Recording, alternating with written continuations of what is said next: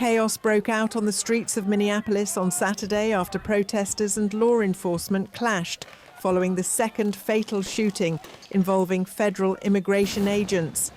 Officials identified the man who was shot as 37-year-old Alex Pretty, a U.S. citizen who worked as a nurse at the Veterans Affairs Hospital in Minneapolis.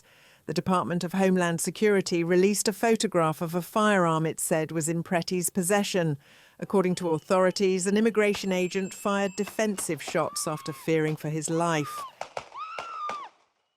An individual approached U.S. Border Patrol officers with a 9mm semi-automatic handgun.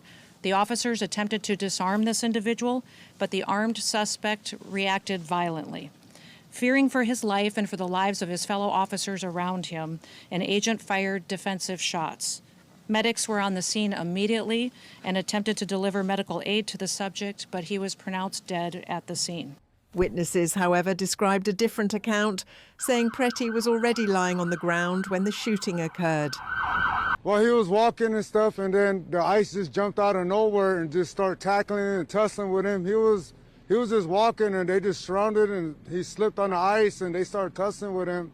And then they hit him in the head with a canister, and then he started tussling with them, and then they shot him. They just killed him right there. He was unarmed.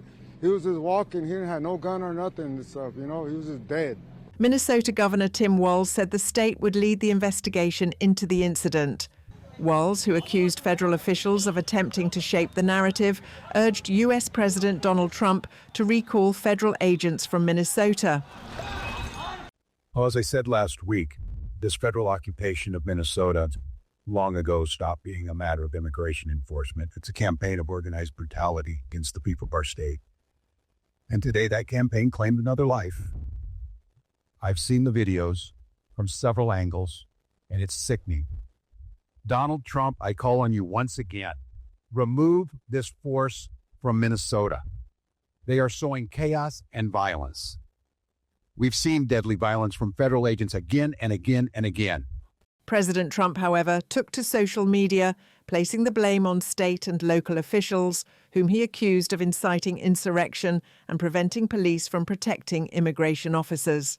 A candlelight vigil was held later in the evening as mourners gathered to pay tribute to Pretty. Minneapolis has become a focal point of the Trump administration's immigration crackdown this month, with around 3,000 agents deployed.